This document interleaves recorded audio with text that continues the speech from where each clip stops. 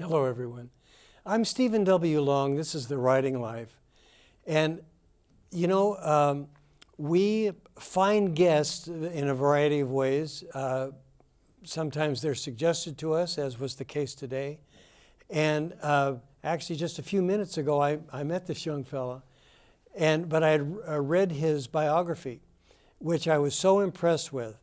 And I want to start by saying it reminded me of two things that I've heard in my writing classes. One is that most people want to have written, and because writing's hard. And the other thing is, though, that writers write. And that's what impressed me about Josh, is that he's dedicated to this. So let me just get started. Josh Bates, welcome to the, what are we doing? The Writing Life. Well, thank you for having me, Stephen. I'm overjoyed to be here. Yeah, so absolutely. Again, I loved your bio. I love that the influence was Stephen King, and how do you do better than that? Of course. Yeah. One of the things that I wanted to ask you about is, have you read his book on writing? Oh, absolutely. Yes. As a teacher myself, I utilize On Writing as is my own toolbox. Stephen King's On Writing. What I take most from it is this idea that we as a writer step to the page with this chest of tools and ammunition for us to employ and turn something blank into something with pigmentation and life. So, I'm a huge fan of Stephen King's On Writing. Well, I don't think he could do better than that. Oh no, he's the master. He is my inspiration. Most of my life has been myself asking, what has Stephen King done? And then following suit, I went to college to become an English teacher simply because that was Stephen King's path. And if it was his path, so should it be my path. If it's good enough for King. Exactly. Yeah. Then follow suit. Yeah. So I certainly, I would say my writing is modeled after Stephen King. Okay. I think as a man, his morals, I strongly agree with, and I think the way he serves his community, and it's both a part of his horrific storytelling and his love. The place of Maine, the state of Maine, is Stephen King land. For better or for worse, and I think that's beautiful. And so as a native Wisconsinite, most of my stories take place in Wisconsin, and I think Wisconsin offers a beautiful landscape for horror because the settings, the cornfields and the fields and the barns. There's just great horrific symbols to utilize, but also I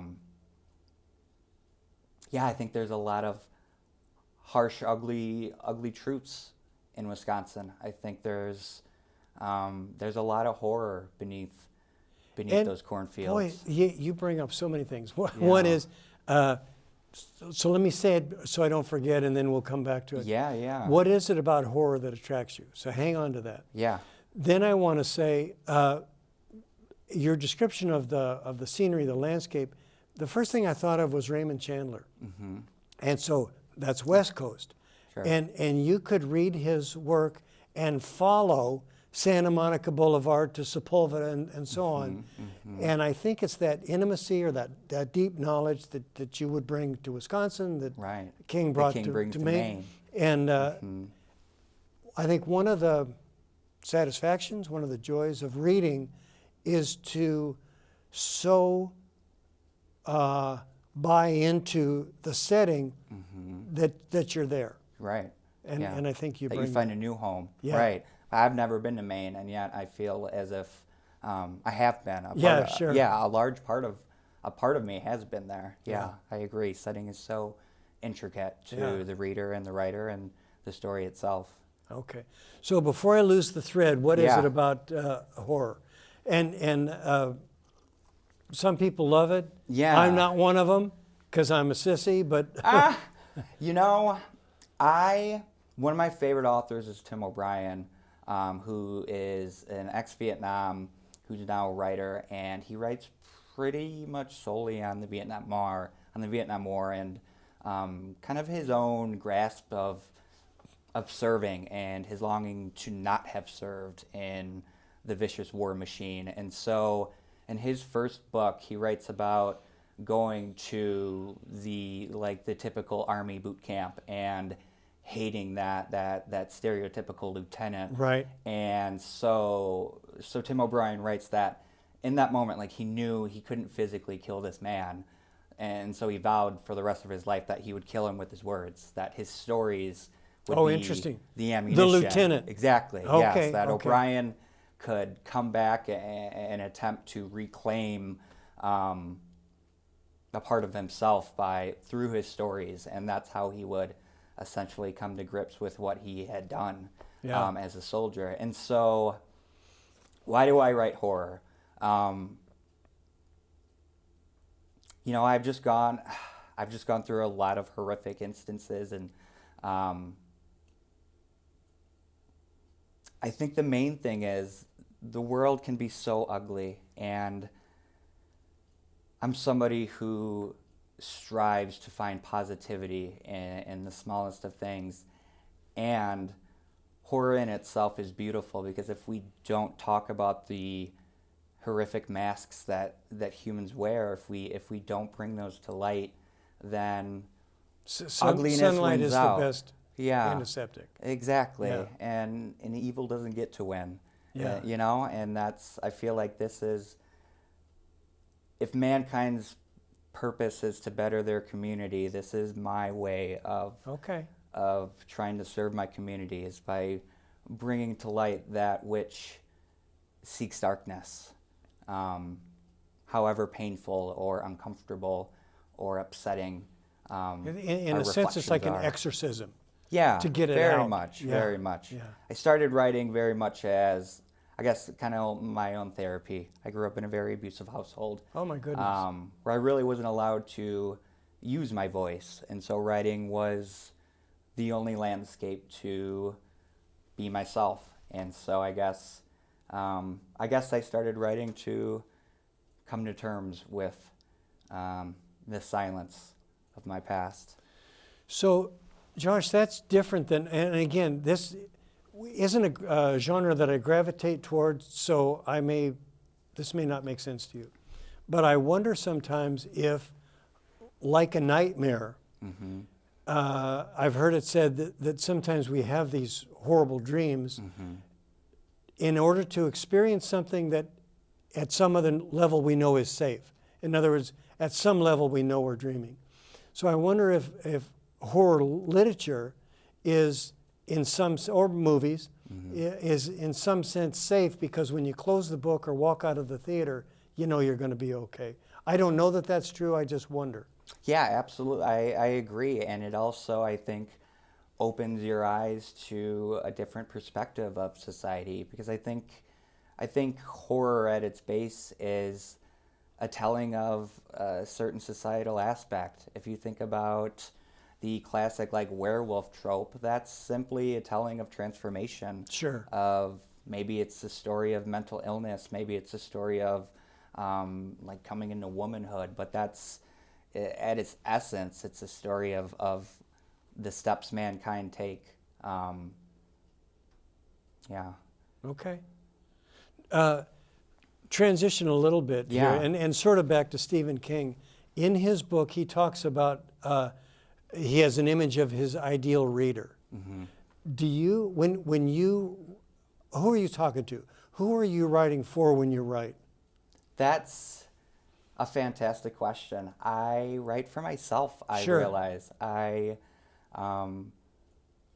write for myself, I write for my wife, because she's my biggest fan. And so whenever I'm writing, I first want to make sure that it's satisfactory for myself, that the truth I'm trying to communicate is the truth that's inside. And secondly, I just hope that my wife finds some beauty in it. And I don't really think past that. I don't think about the ideal reader. Well, I'm with you. I mean, I told somebody, I have an ideal reader. Luckily, it's me. Yeah. And so, Yeah, right. as long as I'm happy with it. Gosh, we were talking about the book, which made, in my mind, made a leap to support. So Sure. if you felt supported by the book, by its nature, writing is kind of lonely. I mean, it's a Oh little my gosh. maybe not lonely, maybe solitary.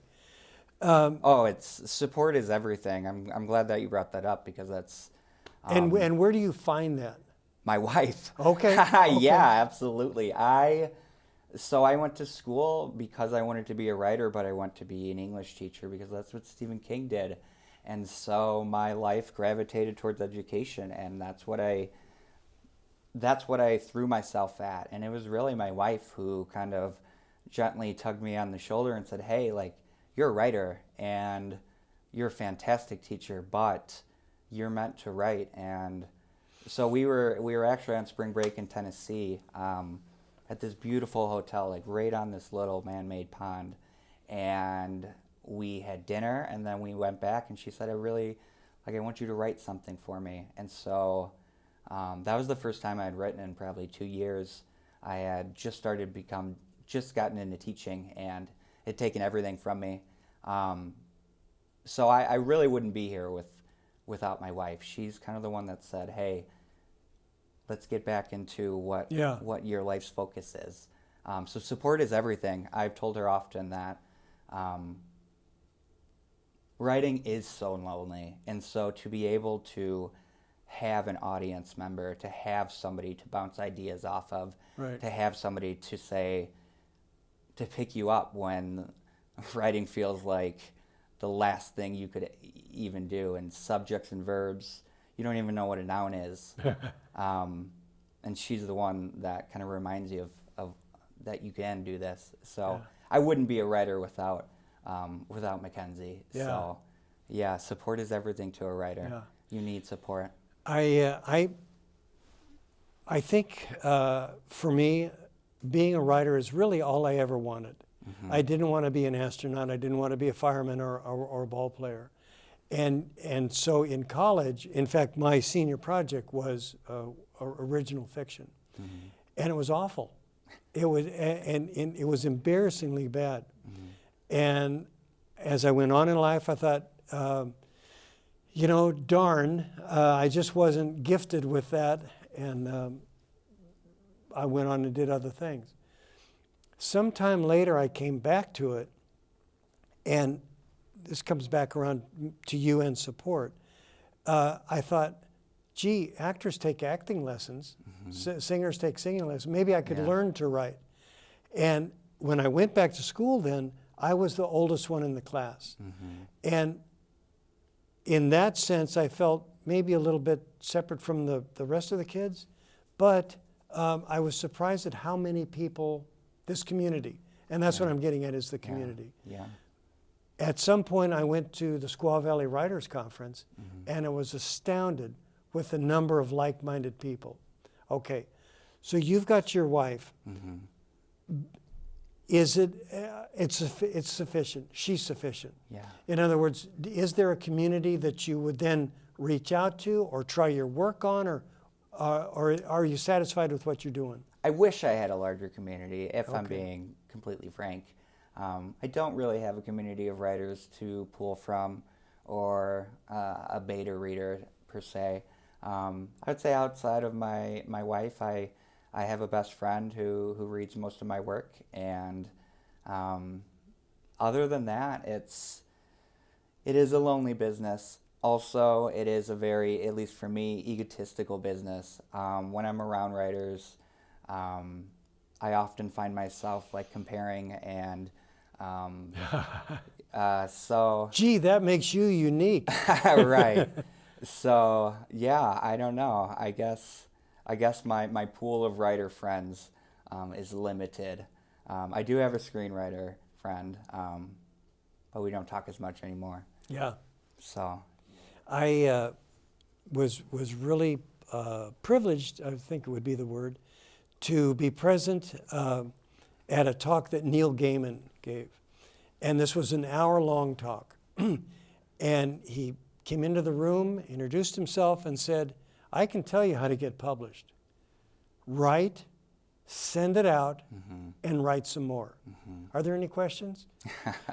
Obviously, he went on makes it from sound there. so easy. Well, it's not easy, but I think the key is persistence. And again, that's what impressed me about you, is that you're, by all appearances, really dedicated to this. Now, I know you teach as well. I do teach, but Yeah. I am a part-time teacher for that reason. Yeah. Because, like waking up and eating breakfast every day, waking up and writing every day is simply something a writer has to do. And that's really the biggest shift in my life, has been taking myself seriously as a writer. When I started full-time writing a number of years ago, I started out with like a word chart where I'd count how many words I'd write in a day, and I'd put it on the chart just to give me some kind of physical representation of what I was doing. Right. Now I don't need that, but I think those little tools to force yourself to sit down day in and day out and write. Yeah. And writing is a process. I write all day, but I'm not on my computer all day. If you ask my wife, I'm in the bathtub half the day, because when I'm thinking, I need something to do with my body. And I had a writing teacher in school who said she liked to do the dishes as she thought about her storytelling. Oh, yeah. But the dishes, that's not fun. Like, who wants to do dishes? Not I. But I love taking a shower. So often, like during my writing, I'll take through 2 to 3 showers a day. Get my think tank, I call it. And and let the story shower over me. Yeah. But you're working on it. Yeah, Yeah. very much. But so every single day, even if it's just a few hundred words, I strive. Stephen King's the master. He writes 2,000 words, which is about 8 pages of a novel. So I strive to write about 1,000 to 2,000. Okay. To fall in that range. Yeah. So again, so many things to ask. Stephen King has an approach that he was, in fact, I think it's in It's the in his book own on writing book. Yeah. That it's he like gives you the tools. archaeology. Very much. Yeah. And so he's walking, and I'm not telling you because you know this is kind of for other folks who might be interested. He's walking along, metaphorically, a path, sees something interesting on the ground, kind of scoops away at it to reveal, how big is this? Is it a short story? Is it a novel? And he'll unearth that, and so it's a matter of discovery. John Irving, on the other hand, says that the first thing he writes is the last sentence of the book, because he said you can't hit a target if you don't know what you're shooting at. Sure. So for you, I would think that it's more a matter of discovery. Sure. Yeah. Okay. I very much fall in line of that we're uncovering fossils, and most of the time I would call myself like a pantser, which is this idea that I just fly by the seat of my pants. Right. Yeah, and I'm not creating outlines. I'm getting my hands dirty in the dirt and trying to uncover this fossil and seeing if it is a novel or a novella or a short story. And so oftentimes I'll write a short story of 16 pages will take, 3-4 days, and then I'll finish it, and that's when I can see kind of the full fossil, so to speak. Right. And then I can shift my story to fit that fossil, because a lot of the time the rough draft is what it is. It's rough, it's sandy, it's full of pebbles and dirt, and it's not clean. And so I'm very much the type of, let's uncover the fossil for the first draft, and then let's pick out the teeth in the second draft. Let's sharpen it so it cuts. So I couldn't fathom writing the last line. My brain doesn't work that way. Interestingly, I saw an interview with John Irving, and he gave the last line of a novel that he was working on. Yeah. Sometime later, I got the book and I read it, and that wasn't the last line. Oh. So, Yeah. but Funny how that it's is. his method. Sure. Yeah. So I hope to, here in the next few months, interview a fellow who I got to talk to the other day, super interesting. And he says he does a lot of research. which I think maybe is a combination of these two things. It's not an outline, but he knows in very general terms, certainly the era and maybe the characters. And his advantage is these are mysteries, and he will actually go back and unearth unsolved, he's in the Buffalo, New York area, Okay. and go into the archives and find unsolved crimes and then solve them. Okay. You Yeah. know, his I like people. that. But what he says is, and this happens to me when it's going well, I want to see if it happens to you. He said it's like watching a movie. It's like you're not making it up. You're writing it down as fast as, because this movie's playing. Oh, very much. Yeah. Okay. Yeah. Yeah. I often call myself just a conduit, just a Right. pipe. There is that Stephen King calls it a magic underground with this fat, portly, stubborn muse that you really have to pamper and love and try to bid out of his hole, because once you get this plump muse out, he's going to give you one hell of a story, and it's your job to pen it. But that's when it comes back to you have to tend to your muse every day. Yeah.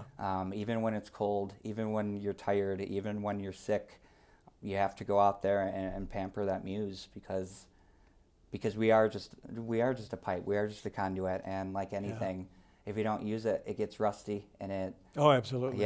and it dries up. So my primary writing teacher was Elizabeth George, who has been wildly successful. I don't know, 20-some novels, short stories. The BBC picked up her characters, and there's a series on the BBC. And I was fortunate enough to be in an exclusive class held in her house. There was 6 of us. And but she says the most important element for a writer is bum glue. Now she says bum because she writes British. But in other words, as you said, you have to do it. Now Terry Pratchett says that if you wait for, he said that a poet might wait for inspiration, but an author can't. And when he writes, he said, when I go back 3 months later, I can't tell on which pages I was inspired and which I just did the work. Yeah. And I think, again, that's what you're beautiful. saying, to do the work. Yeah, very much. Yeah.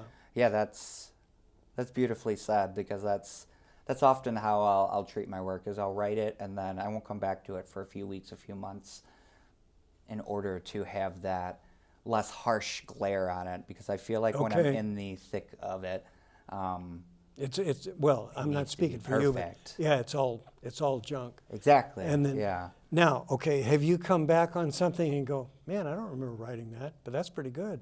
Oh, absolutely. Yeah, I was preparing some story quotes today, and I was Yeah. like, wow, this is, whoever wrote this guy's not bad. I wanna meet that guy. Yeah, he should get an interview. All right. You know, and before we run out of time, by the way, Larry, that clock is nuts. In any case, do you want to read some for us? You know what? Yeah, I just recently had a publication this past October called Skin Insurance. You can see it there. It's through the podcast called Full Body Chills. They release every October for a slate of the spookiest, campfire-ish stories that you could hope to find. So I just released one called Skin Insurance about a man named Douglas Stewart who has a batch of kind of cancerous skin creeping in his life, and so he one day walks out and finds a pamphlet in his mailbox offering this new skin insurance. And so when he calls the number, he expects it to be like a crude joke, and he actually sets up an appointment for his measurement to get new skin. Oh my essentially. gosh! And so I just I have a little excerpt from when Douglas Stewart meets with his lawyer to go over this skin insurance. Yeah, okay, great.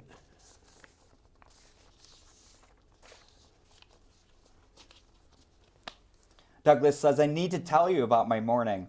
I think I'm going to press charges for false advertisement. This dweeb selling skin insurance, Carmen said, his voice silky and low. He spun away from the door of ticket stubs. You know, Doug, I have some friends of my own. Other lawyers in the trade, you know. And believe it or not, as twisted as it sounds, I chum with a woman who represents a family with a very similar circumstance to yours. Even lawyers need a vent about their cases sometimes. Just listen to me, Doug.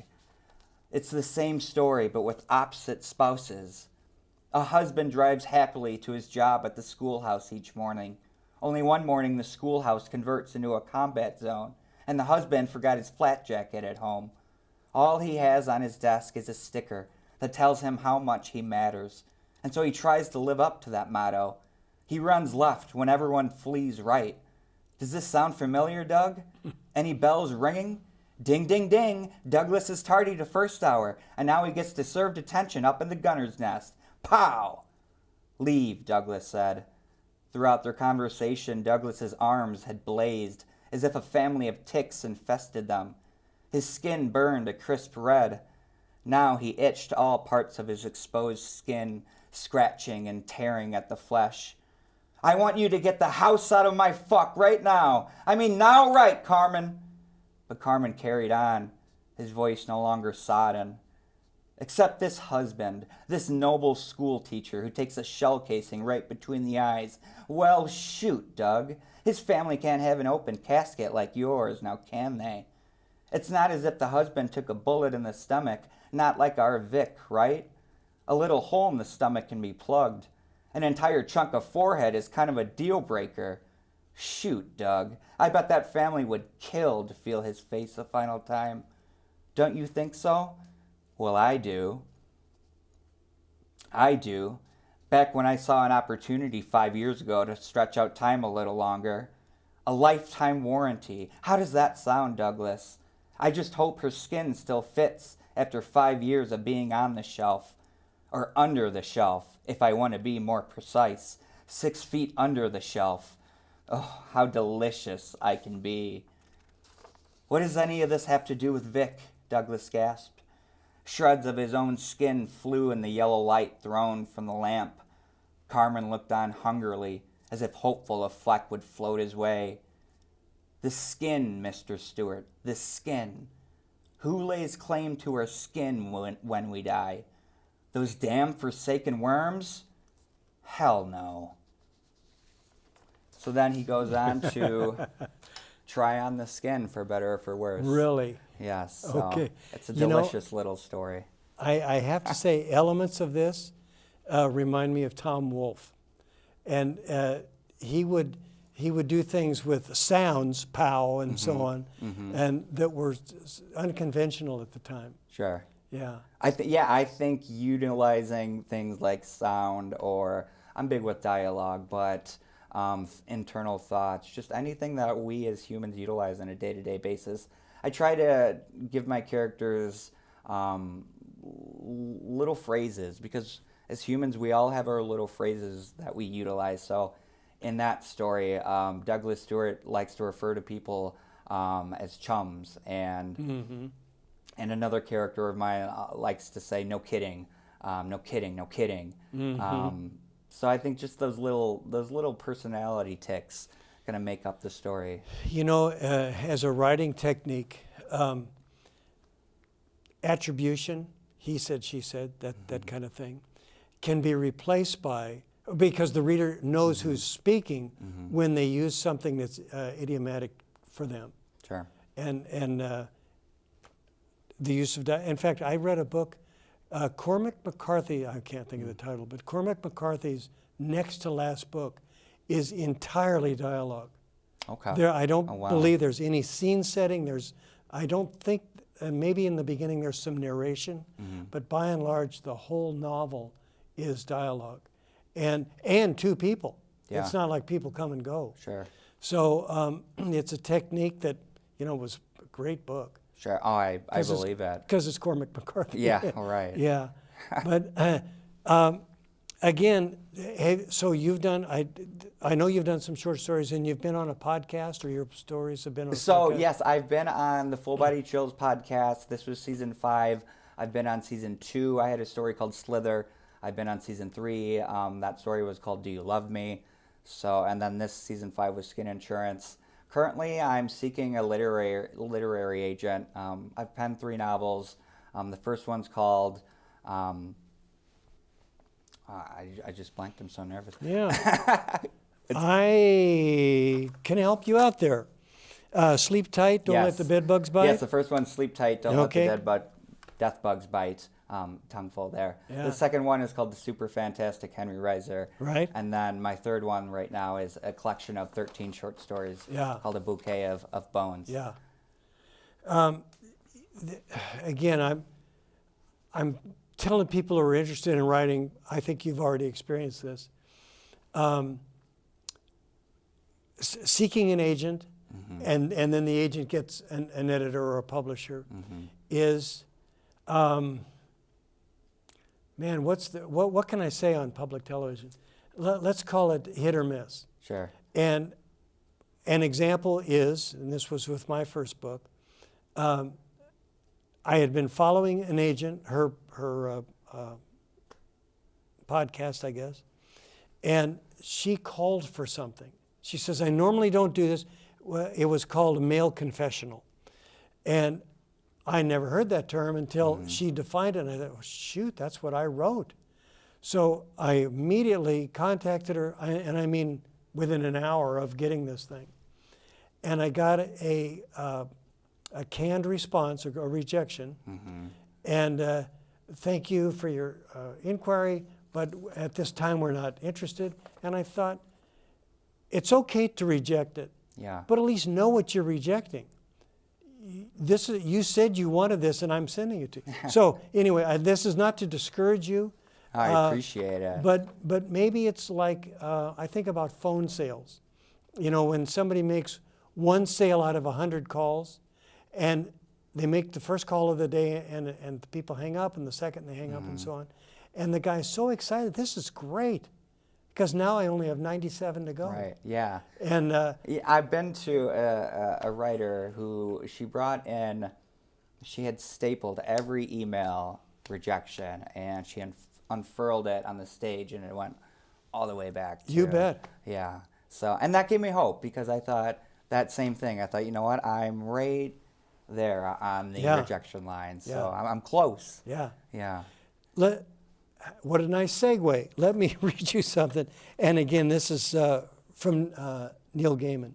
He said, rejections are good. On the one hand, you need to learn the humility enough to know that you don't know yet. And on the other hand, you need the arrogance that is normally only seen in a 7-year-old boy. And in other words, keep trying. And a little bit of a sports metaphor. Do you know, probably not, the name Pete Maravich? Oh, you do, really? Oh my gosh. Pistol Pete. Pistol Pete. He said, what did he say? I'm cocky enough to be good, and I'm good enough to be cocky. And I think when you're writing, there has to be a certain amount of self-confidence. Absolutely. Yeah. Yeah, that's going back to why it is hard to be friends with a writer. I think there is, for me at least, a certain amount of, I guess, arrogance is the word that I don't want to use. But yeah, that idea that when I step into a room, that confidence was hard to find. When I was in high school, I stepped into a creative writing room and I thought, oh man, I'm the worst writer. I'm the worst writer here. And it turned out I wasn't. And then I'd wait for the next class to be enthroned. And didn't. And then I moved on to college, and I'd have that same thing awaken, that, oh, I am at the bottom of this boat. And then we'd all share, and that arrogance would snake up inside of me, and I'd say, oh, I'm at the top here still. Right.